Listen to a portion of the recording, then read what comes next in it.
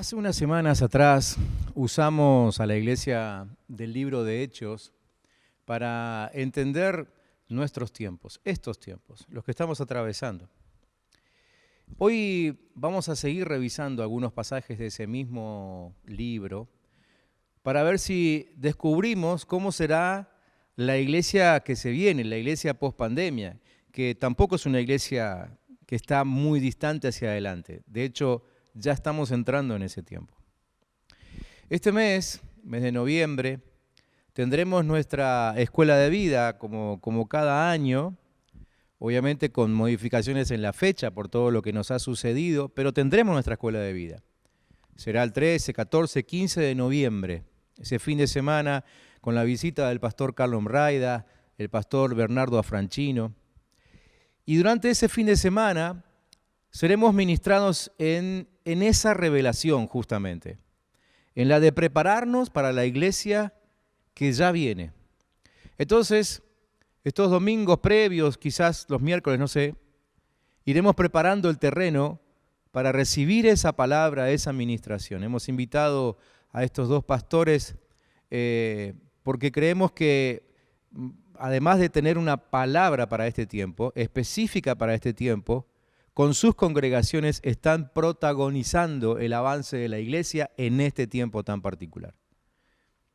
Quiero adelantarles que este mensaje, como otros que tengo ahí a medio preparar, todavía yo mismo lo estoy digiriendo, yo mismo todavía no los entiendo. La verdad es que llevo 54 años de ejercicio en un sistema que está a punto de desaparecer. Llevo 30 años pensando, elaborando, conduciendo una congregación con un estilo de ministerio que pronto pasará a ser imperceptible. Entonces, no entiendo todavía algunas cosas que vienen, que ya las tenemos casi encima, pero que en el Espíritu siento y creo, por supuesto, porque viene de parte de Dios, que será así. De todas maneras, como no tengo otros 30 años para adaptarme, el cambio es inminente y no pienso perderme el tren. Te invito a hacer lo mismo. Para esto quiero leerte unos versículos en el capítulo 13 de Hechos. Si ustedes recuerdan, la serie anterior, por así decirlo, terminó para nosotros en el capítulo 12. Pueden repasar todos esos videos en el canal. Y en el capítulo 13, desde el versículo 1 hasta el 3, dice que en la iglesia de Antioquía estaban Bernabé, Simeón el Negro, Lucio el del pueblo de Cirene, Menahem y Saulo. Menahem había crecido con el rey Herodes Antipas, todos ellos eran profetas y maestros. Un día, mientras ellos estaban adorando al Señor y ayunando, el Espíritu Santo les dijo: prepárenme a Bernabé y a Saulo. Yo los he elegido para una misión especial. Todos siguieron orando y ayunando. Después oraron por Bernabé y Saulo, les pusieron las manos sobre la cabeza y los despidieron. Antes de avanzar en las características de la iglesia que viene, creo que es necesario aclarar algunos detalles sobre este pasaje. Y no solamente para ubicarnos en el momento histórico, sino para preparar nuestra mente para lo que quizás sea habitual en un próximo tiempo. En primer lugar, tenemos que aclarar que cuando se dice, por ejemplo, en la iglesia estaban, o mientras ellos estaban adorando, o les pusieron las manos en la cabeza, no nos hagamos la idea de algo que sucede en un edificio. Si bien esas imágenes son comunes y corrientes para nosotros e inmediatamente cuando leemos este tipo de frases las asociamos a lugares físicos, ellos no se reunían en un templo para tener sus habituales reuniones. Ellos no se reunían en un templo para una, reunión de líderes o una reunión de planificación de la tarea que tenían que realizar. La mayoría de estas cosas sucedían en alguna casa. Quizá en algunos momentos una casa tipo aposento alto donde entraba mucha gente, pero no era un templo, definitivamente ellos no eran templocéntricos. Segunda cosa que necesitamos aclarar. Cada uno de los discípulos tenía una vida más allá del ministerio. La mayoría se dedicaba a su propio negocio. En el transcurso del libro de Hechos, ustedes lo habrán notado porque seguramente que lo leyeron, se muestran dos realidades que las vemos bien ejemplificadas en Pablo, el apóstol. Mientras predicaba Pablo, por ejemplo, hacía tiendas. Pero también dijo en un momento, escribiéndole a los filipenses, que el sostén no era suficiente. Así que evidentemente había una mezcla, una simbiosis ahí de ambas cosas, ¿no? El trabajar por su cuenta, pero el también recibir ofrendas. Definitivamente no había un parámetro establecido. La iglesia era muy joven, todavía no tenía una organización avanzada al respecto. Pero con todo esto que les estoy diciendo, esta segunda cosa que quiero aclarar, solamente quiero remarcar lo siguiente. Quiero remarcar la unidad que para ellos existía entre el vivir el día y predicar. Ellos no concebían la idea de que en un momento del día se trabajaba y en otro momento del día se predicaba. Para ellos todo era parte del día que había que vivir. Y de esa manera, si había un sustento tipo ofrenda, pues bien, lo recibían. Si no había, trabajaban. Pero la predicación y la vivencia diaria iban juntas. Tercera cosa que necesito aclarar. Y obviamente ya esto nos va adelantando algunas características de la iglesia que se viene, ¿no? La tercera cosa es que entre sus líderes estaban algunos de los 7 elegidos, si ustedes se acuerdan, el capítulo 6 de Hechos, 7 elegidos para servir las mesas. ¿Y por qué lo menciono? Porque así comenzaban su carrera profesional entre comillas, ¿no es cierto? Pero estos que aquí aparecen como líderes, como predicadores, habían comenzado, y no hace tanto, como servidores. Esos 7 fueron elegidos para aliviar la carga de los 12, a través del servicio de distribución de alimentos, pero rápidamente pasaron a ser predicadores itinerantes. Estos servidores, cuyo mayor representante, ¿se acuerdan ustedes? Era Esteban, el mártir. Eran todos profetas bondadosos, llenos de sabiduría, instruidos en las Escrituras. Así que los 7 diáconos elegidos antes no se responsabilizaron solo del servicio de las mesas, sino que ellos iniciaron lo que sería la evangelización mundial, la evangelización a las naciones. Aclarado esto, quiero compartirles entonces a ustedes ahora algunas características relevantes para mí, por lo menos, en esta historia y que nos presentan a la iglesia que ya está ahí, que ya está a las puertas del próximo tiempo. En primer lugar, lo primero que salta a la vista es que había multiplicidad de individuos con distinto origen y antecedentes.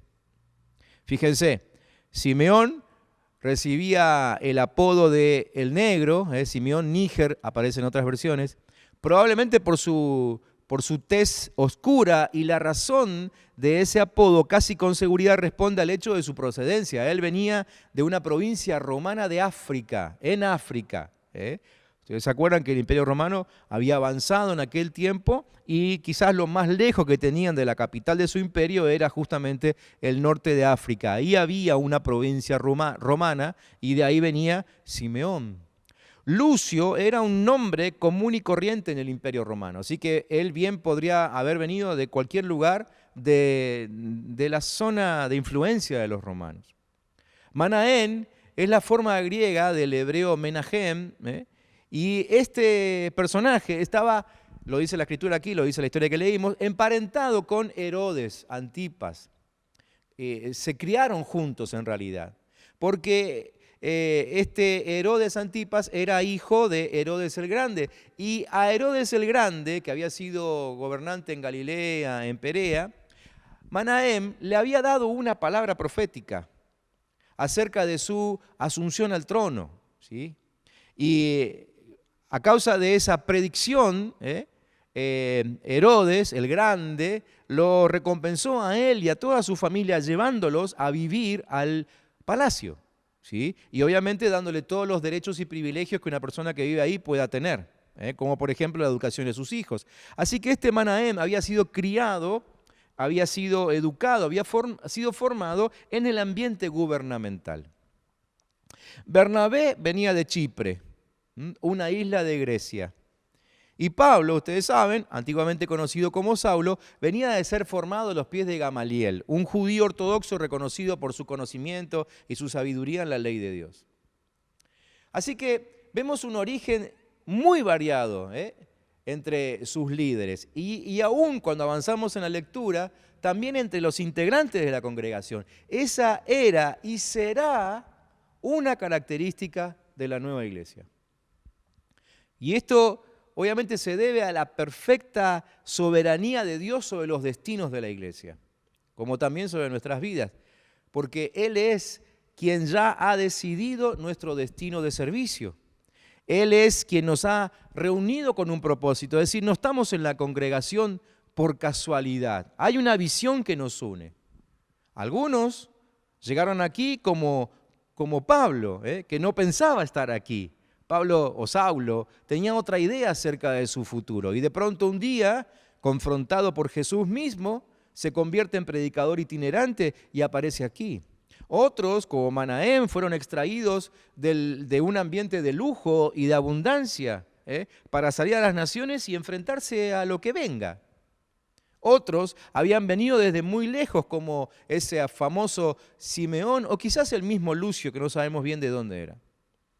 Entonces, la primera característica nos enseña que tenemos que prepararnos para compartir la misión con hermanos que, como decimos en Argentina, no son del mismo palo. Esta gente tenía una formación muy distinta, pero compartía una misma pasión, la predicación del Evangelio. Segunda característica que observamos en esta historia y que creo que nos habla acerca del tiempo que viene. Cada uno tenía claro su don y por lo tanto su rol.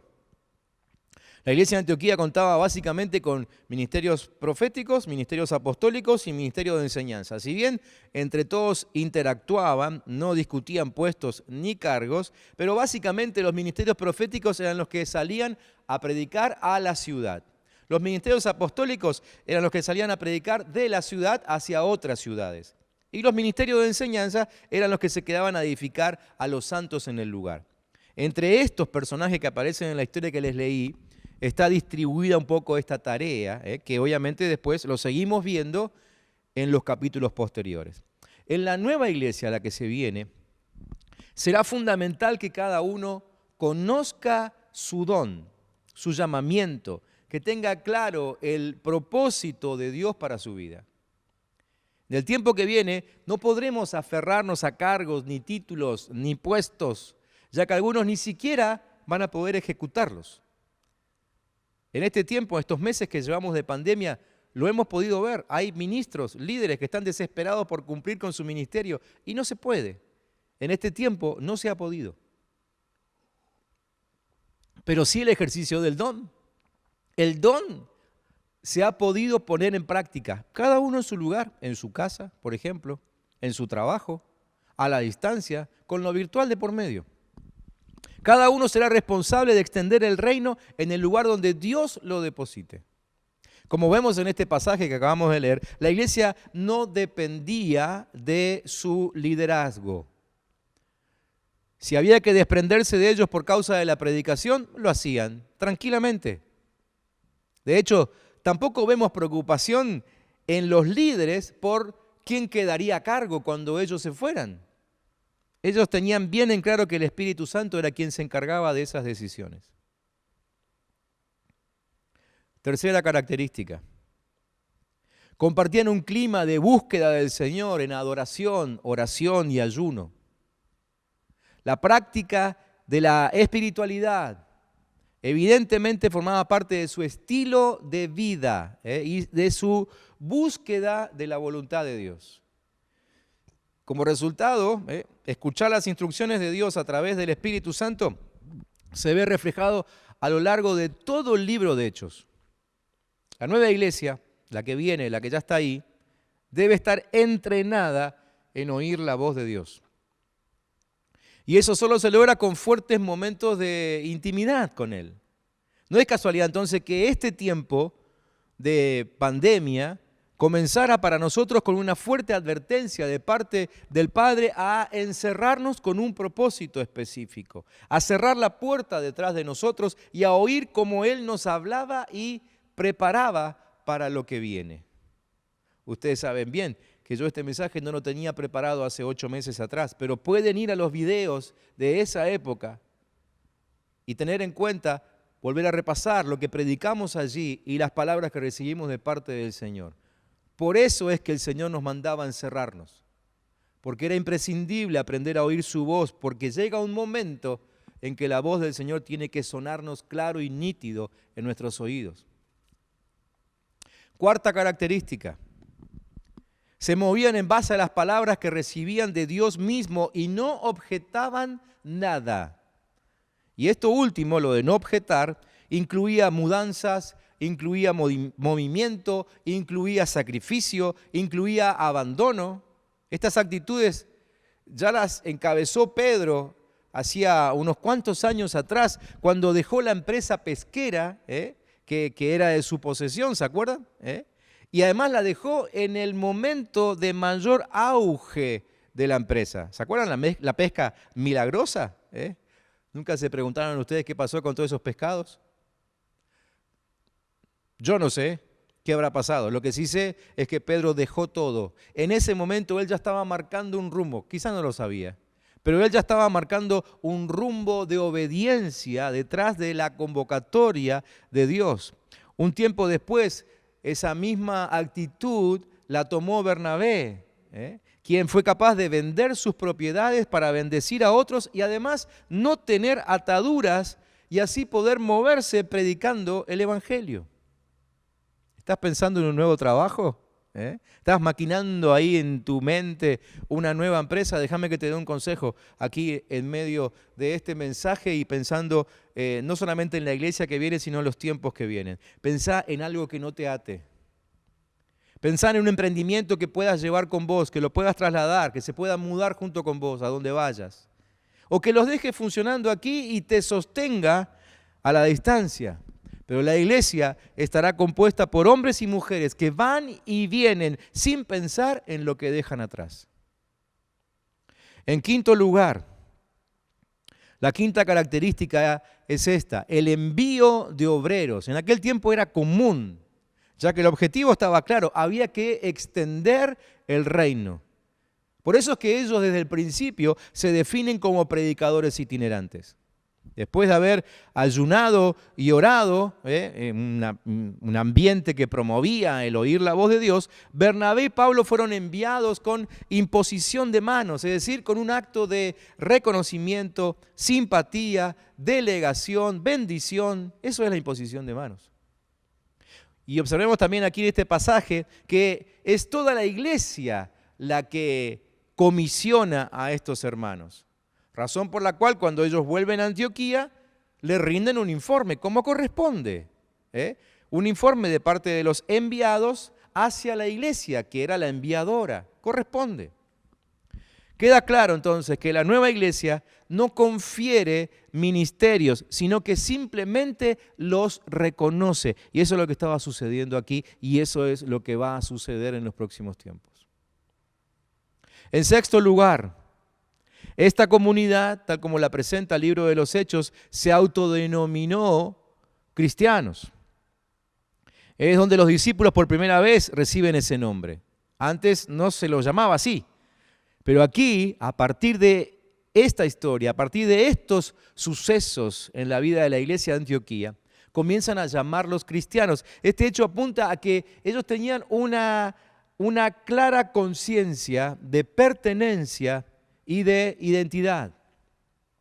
Entonces, no es casual que en Antioquía justamente es donde se toma conciencia del movimiento de los seguidores de Jesús. A partir de aquí, a partir de esa conciencia de pertenencia e identidad, es donde ya no los conocen simplemente como una secta que sigue a Jesús el Mesías, sino que a partir de aquí empiezan a reconocerlos como un verdadero movimiento fuerte que estaba poseyéndolo todo, que estaba conquistando el mundo, literalmente, con el mensaje de Jesucristo. Así es que la iglesia fue creciendo en identidad y en influencia. La iglesia que viene será una sola en identidad, en presencia y en influencia. Se lo repito, la iglesia que viene será una sola en identidad, en presencia y en influencia. Los carteles irán cayendo. Bueno, de hecho, el nuestro ya empezó a caerse. Hay una letra que ya no está. No sé si será profético. Pero los carteles irán cayendo. Nuestras relaciones hoy por hoy son más fuertes con hermanos de otras denominaciones. Más allá de que nosotros seamos bautistas de origen, hoy por hoy nos llevamos bien con todas las denominaciones y con muchas de ellas trabajamos juntos y a la par. Los intereses se empezarán a unificar. Hoy por hoy hay un gran clamor entre todos los pastores e iglesias. ¿Cuál es? La sanidad de la tierra. La influencia va a ser ejercida desde la unidad. Séptima característica y última por hoy. Ellos se consideraban ciudadanos libres de la ley de Moisés, de la ley del Antiguo Testamento, podríamos decirlo así, ¿no? Y por ello es que pudieron abrir camino a la evangelización mundial. Se sacaron de encima la cultura que traían, que les impedía relacionarse con otros orígenes, con otros antecedentes, ¿sí? Ellos se sacaron de encima todo eso. Bueno, lo vimos en el primer punto, ¿no? Cuando hablamos acerca del origen y los antecedentes de los líderes. La nueva iglesia, la que viene, se desprenderá de costumbres, estilos, métodos, culturas, y eso le abrirá portones de par en par para predicar a Jesucristo. Es llamativo que aquí inicia como una nueva sesión narrativa en el libro de Hechos, porque en definitiva el libro de Hechos es una narración de hechos. Pero es como que comienza una nueva sección narrativa aquí, donde a partir de ahora empieza a usarse el plural nosotros. Hasta ahora se venía hablando de líderes específicos, quienes protagonizaban el avance, el movimiento de la iglesia, pero a partir de ahora empieza a hablarse de un movimiento de toda la iglesia. Entre los renglones del libro de Hechos hay un mensaje bien claro que es para todos nosotros. Y es el siguiente, que la evangelización y las misiones son responsabilidad de todos. Ese es el tiempo en el que estamos entrando. He prestado atención a cada uno de estos 7 puntos que hoy les compartí y ninguno de ellos es privativo de nadie. Al contrario, todos te incluyen, todos te apuntan, todos quieren atraparte con un solo objetivo, que la gloria del Padre llene la tierra. En todos los puntos. Entras vos, entra tu familia, entra el que está sentado al lado tuyo, entra ese hermano de la congregación que comparte tu grupo de crecimiento al que hace rato que no ves, pero entramos todos, porque va a ser responsabilidad de todos, ya está siendo responsabilidad de todos. Así que al terminar este mensaje te pregunto, ¿querés ser parte de esta nueva iglesia? Si tu respuesta es sí, prepárate. Siento que está cerca la refundación.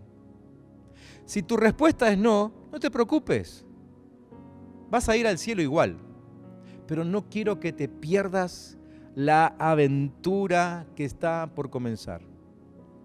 Arriesgada, seguramente, pero apasionante, sin dudas. Como dije al principio, comenzamos a soltar a partir de hoy ciertas palabras que venimos sintiendo muy fuerte en nuestro corazón acerca de la iglesia que Dios ha preparado para estos tiempos. Y espero que realmente prestes mucha atención a lo que vamos a ir compartiendo cada fin de semana. Pero por sobre todas las cosas, espero que, como te dije antes, te subas al tren con nosotros y puedas avanzar en este proceso que Dios viene ahora, nos damos cuenta, Dios viene trabajando, Dios viene preparando desde hace ya un muy buen tiempo. Te digo, aún antes de la pandemia. Estos días recordaba algunas cosas que el Señor nos llevó a hacer hace años atrás. Pero gracias a haberlas hecho y tenerlas en funcionamiento, hoy por hoy la Iglesia del Camino ha podido continuar con su tarea, ha podido continuar con su visión. No hemos decrecido, al contrario, hemos aumentado nuestra responsabilidad. Por eso es que entiendo que el Señor está con nosotros y Él es el que está hablando en este tiempo y nos está no solamente advirtiendo, nos está desafiando a subirnos a este nuevo tiempo y a ser la iglesia que Él va a usar en los tiempos finales para extender su gloria sobre toda la tierra. Si querés compartir con nosotros este viaje que ahora comienza, como si fuese uno de los viajes misioneros del apóstol Pablo, ¿no? Pero si querés comenzar con nosotros este viaje, yo te voy a invitar a que ores conmigo de esta manera. Otra vez, como hemos hecho en otras oportunidades, te voy a compartir cuál fue mi oración mientras preparaba el mensaje. Aparecerá en pantalla, obviamente un resumen, pero para que la puedas decir junto conmigo en este momento. Padre Celestial, no sé bien qué viene, pero sí sé que no quiero quedar fuera de tus planes, fuera de tus movimientos. Prepara mi corazón y mi mente para lo que viene. Prepara mi alma y mi espíritu para lo que viene. Quiero que se note que eres prioridad para mí y para mi familia. En el nombre de Jesús. Amén.